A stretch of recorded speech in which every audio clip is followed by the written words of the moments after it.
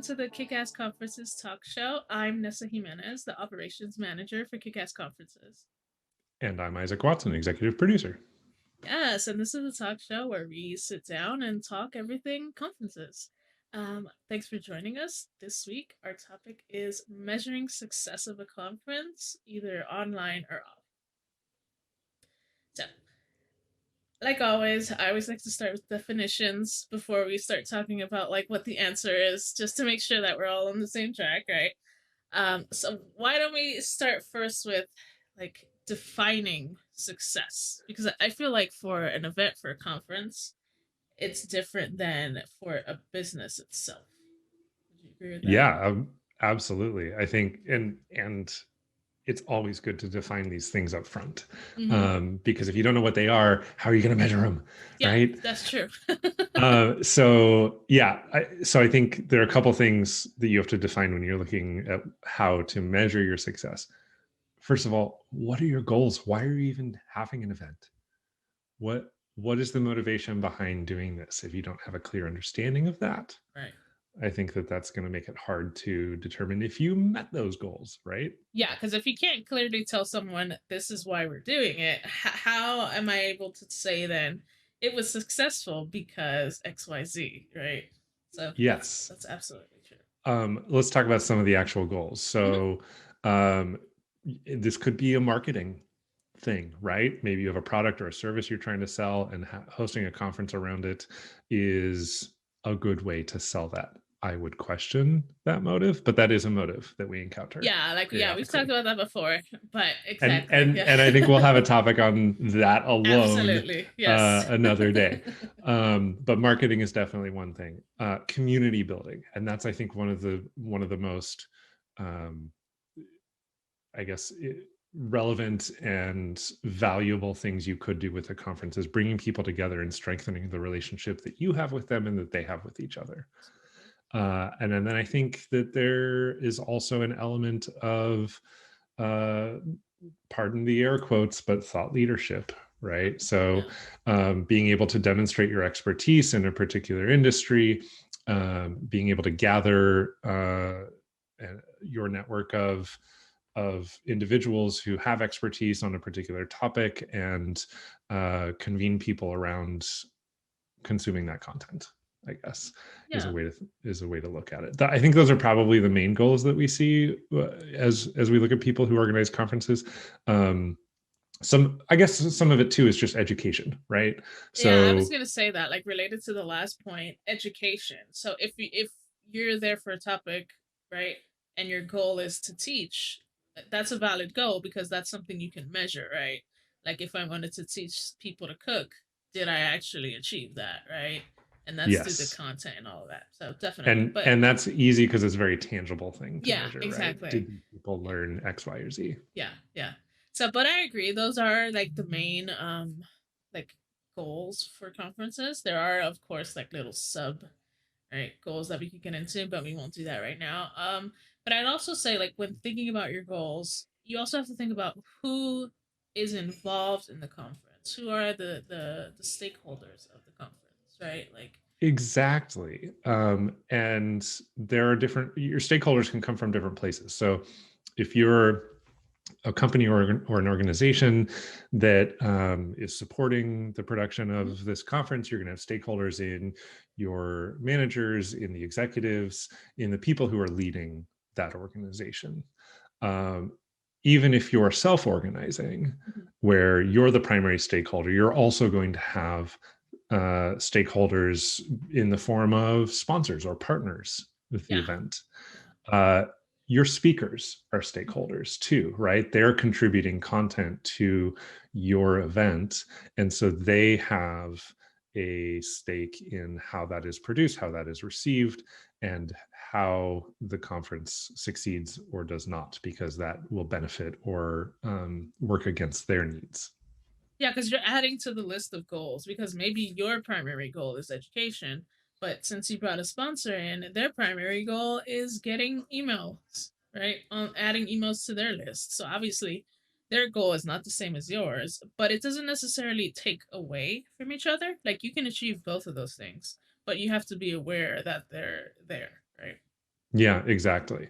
Now, I would argue that the most important stakeholder that Mhm. often isn't considered a stakeholder is actually the audience and the people who are Yes. attending your event. Yes. Yes. Uh, Yes.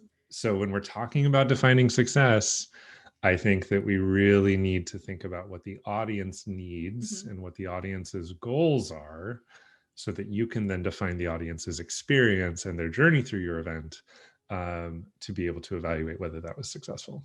Yeah.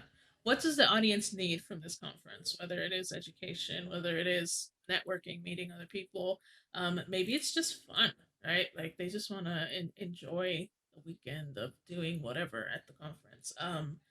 That absolutely needs to be on the list of goals. And I find that sometimes, unfortunately, uh, they get dropped off the list, and that's not great, right? No. So yeah, absolutely, we need to think about what do the attendees need from this event. What are their goals? Why are they coming? Because again, my favorite question: why do they care? Essentially, they care about their goals, whatever that is. So if you're not adding that to your own goals list, that I feel like that's a big zero, right? Like that's a big failure right from the beginning.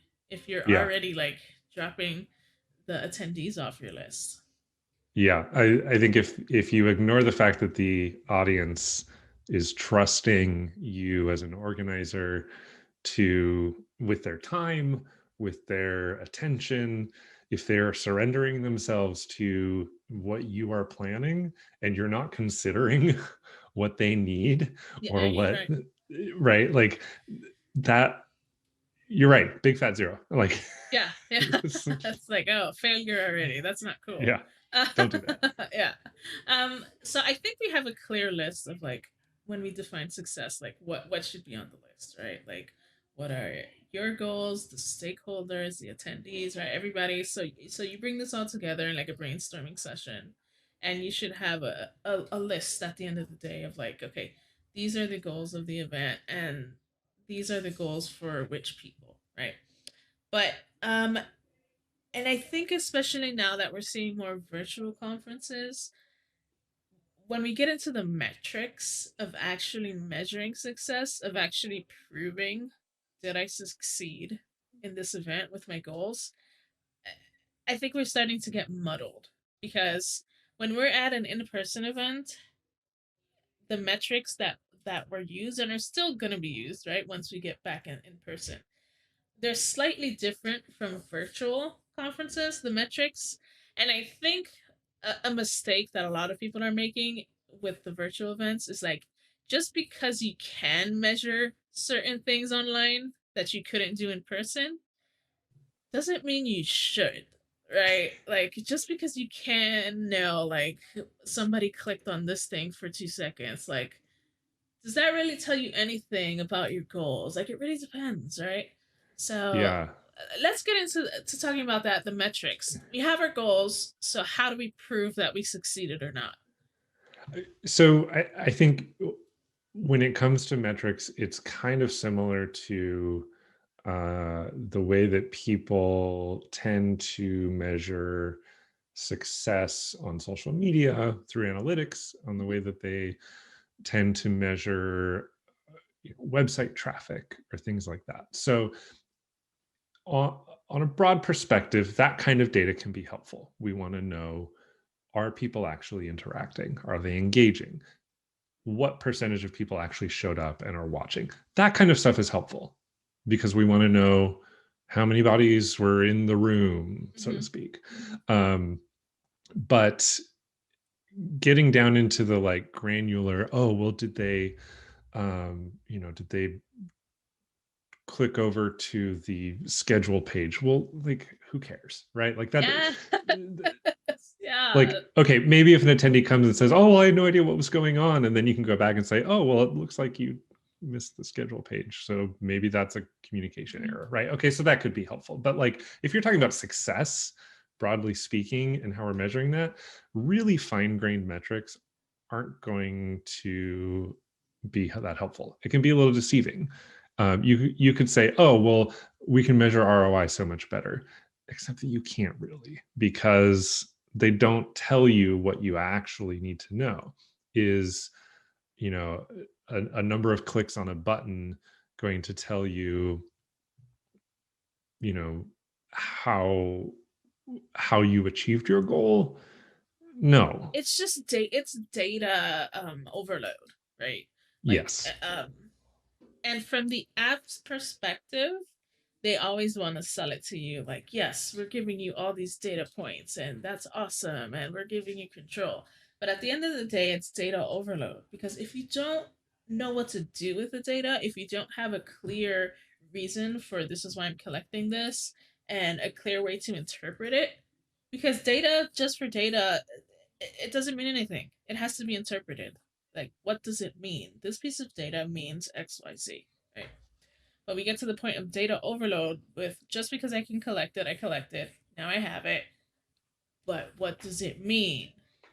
Right? And this Yeah. this granular, and you're right about it's I'm not saying like there are just data points that don't matter, but it doesn't matter to everyone and in every situation. If I'm trying to measure the, I don't know, I'm trying to measure how many people visited the sponsor areas, for example, which is a big one, which sponsors tend to like to have that information. Um, that's fine, but when we start getting into like, okay, they spent 2 seconds looking at this section of this thing on this subpage and this, that doesn't necessarily mean anything if you don't know how to interpret that, right? Exactly. So on the sponsor note, and maybe this is a tangent, but I Mm-hmm. think one of the things that drives me nuts is, especially with virtual events, so sponsors are getting more discerning about what they will and won't sponsor and what value they have in sponsoring a virtual event. And in some respects, it's always good to be discerning and to be very intentional. But this has turned an organizer's focus onto demonstrating ROI through analytics like this. How many clicks through to your sponsor booth? How many, people engaged? What I would challenge out of that is, how is the sponsor tracking ROI in an in-person event? Yes. And how is that different? Mm-hmm. And are sponsors actually clicking a little attendee counter for every person that comes up to their booth in person? I don't think Yeah. they are. Yeah. Yeah. And we They're had a. measuring Mhm. it in the relationships that they're building. They're measuring it in the conversations that they're having, which cannot be tracked with data points. Yeah, and we had a conversation with a sponsor rep not that long ago where they were asking us for like these types of data points and things like that. But and as we kept the conversation going, they actually said that the biggest value for them was like the conversations and the building relationships and the making friendships with the attendees. And I was thinking, okay, then that doesn't make sense. Then why are you trying to solely measure, for the report, I guess, for the supervisors, like these data points, and then you're telling me, oh no, but the biggest benefit we get from events is like these other things that you can't measure in numbers, right? Yes. And I think that that's the problem, is that because the analytics exist, it therefore gets prioritized, Yes. even though it's not helpful. Yes, yes, yes, yes. And so I think that's a clear distinction to make. Um, Shifting slightly, I want to talk Mhm. about the types of data that is good to collect. Like, what are Okay. some beneficial things? I mean, we mentioned like sponsor, like visitors to booth. Like, I Mm-hmm. could see how that could be helpful, Mm-hmm. even if it's not actually useful. I could see how it'd be Yeah. helpful from a sponsor's Yeah. perspective.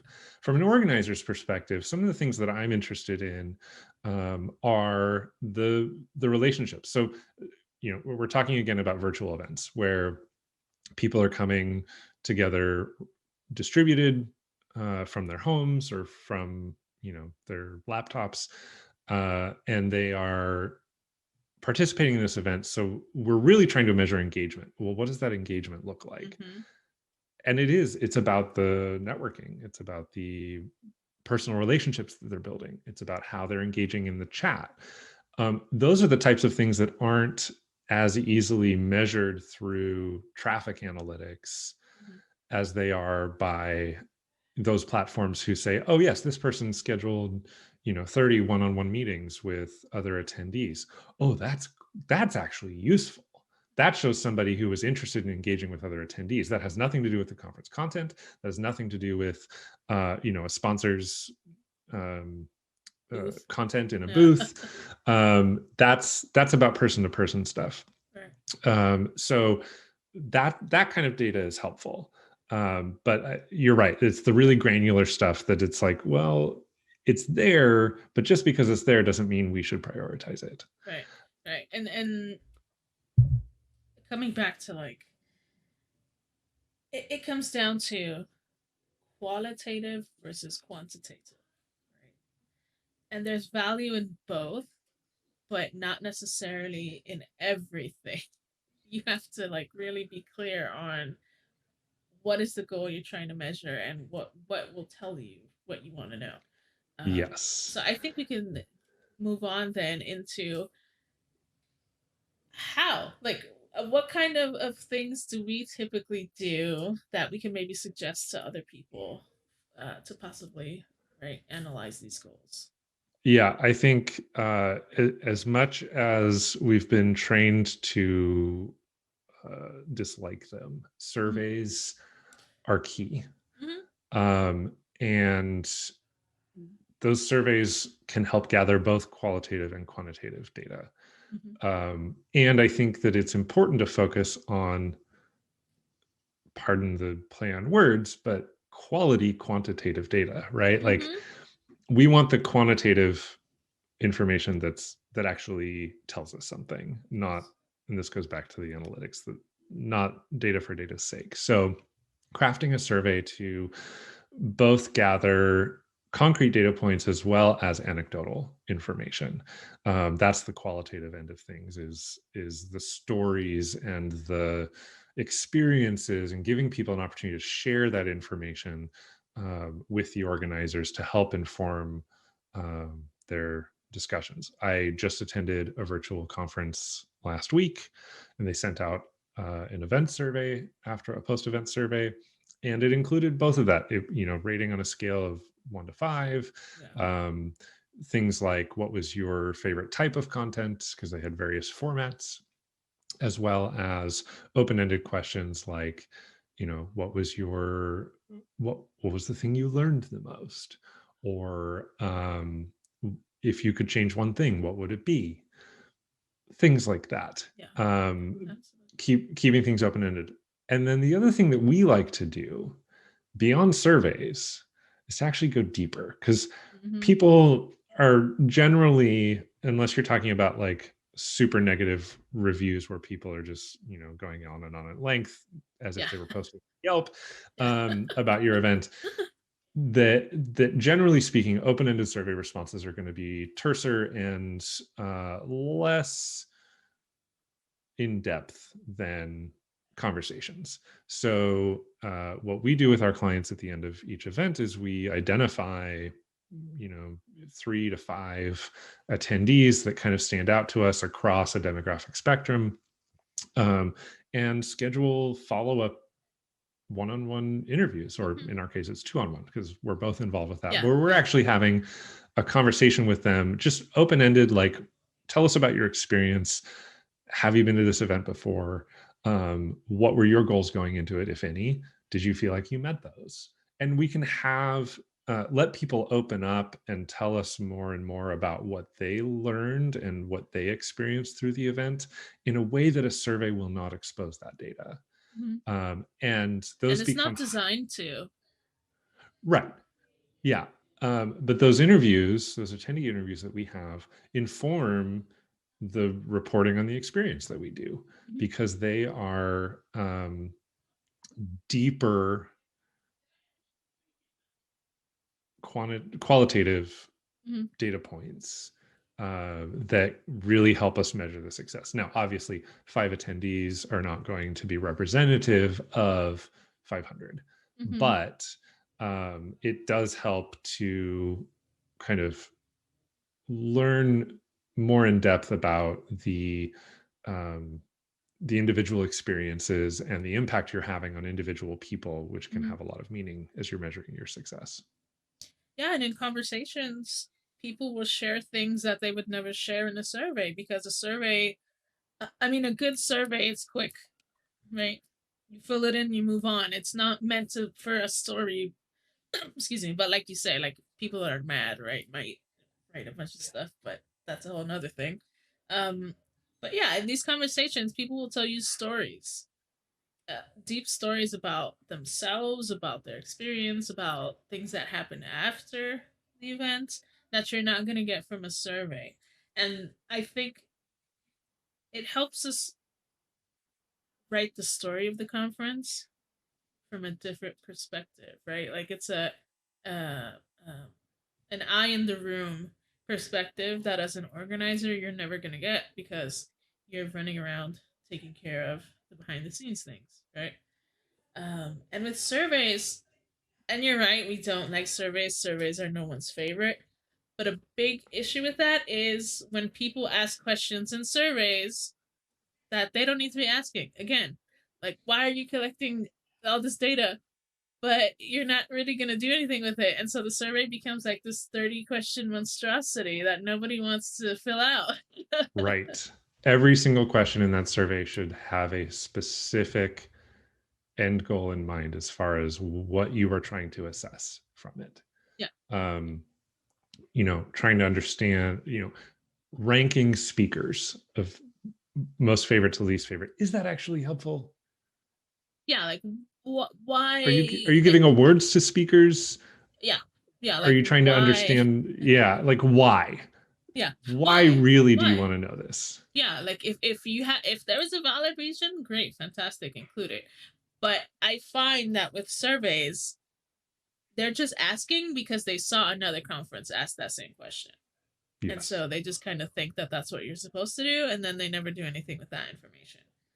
I would also say we need to start questioning why do we ask for uh, gender and race and all of this stuff in these types of surveys if that's not going to tell us anything either. Like, I understand an event where their goal is, okay, we want to have more women this year, right? And a way Mm-hmm. to measure that, like, hey, did more women attend, right? We can ask that question. Right. But if that's not something that you have a specific goal around, why are you asking this question?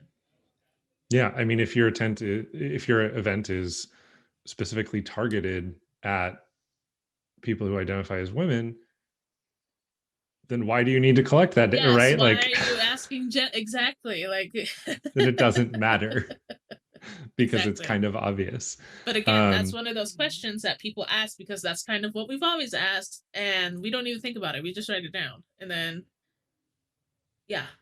So I would say really question the questions that you're asking the audience. Like, why? Why do exactly. you want to know these things? Yeah, Yeah. and I think that helps in your evaluation process. If you know clearly why you are asking each question on a survey, then when those results come in, you're going to know exactly what those results are telling you and Yeah. And how what that's to going do to with affect it. your future planning. And those, whether it's the survey responses or whether it's attendee interviews, those that data, whether quantitative or qualitative, is going to help you challenge the assumptions you've made around your attendees' goals. It's going to help you evaluate the effectiveness of the content or the programming that you put together. It's going to help you evaluate whether or not you met your stakeholders' goals. Right. So I think that is really important, and I've seen some people recently challenge the notion of doing a post-event survey in the first place. I think Mm-hmm. they're still really valuable. I think Mm-hmm. that's information that you're not going to be able to gather inherently through the production of an event. And I think that information is really useful if you do it correctly. Yeah. And not only is that informing, did we succeed with this event, but it should also inform, okay, now what are we going to do the next time? What are we doing next year? So yeah, they totally have value. I can't imagine not doing them because that feels to me like throwing something out there and then having no idea how people felt about it, right? Right. Like no, I can't. I need to know. I need to know if people enjoyed themselves. All right. So summing it all up, then, what can we say as like a parting note for people? Like, how do we measure success? You have to know your goals going into it, and that's goals across your stakeholders, the spectrum of stakeholders. You have to be able to measure qualitative and quantitative data, um, and then evaluate. Be honest, like don't take it personally when you get negative feedback. Mm-hmm. You have to see it for what it is and be able to discern, is that valid? Is this specific to this individual's experience? How can that inform a better experience the next time around? Same with the positive feedback. We don't want to live in an echo chamber of um, cheerleading ourselves, Yes. Yeah. but we want to be able to make good decisions and set better goals, or set the right goals going into future events based on the feedback that we receive. So I think it's that pre and post. You've got to have the right goals and the right definitions of success up front, and then you have to have the right data points to be able to measure against those goals. Absolutely. All right. Thank you so much, Isaac. And thank you, everyone, for listening to this week's episode. If you found our conversation helpful in any way, I invite you to share it with other people. And you can find us online at kickassconf.com. Thanks for joining us. See you later.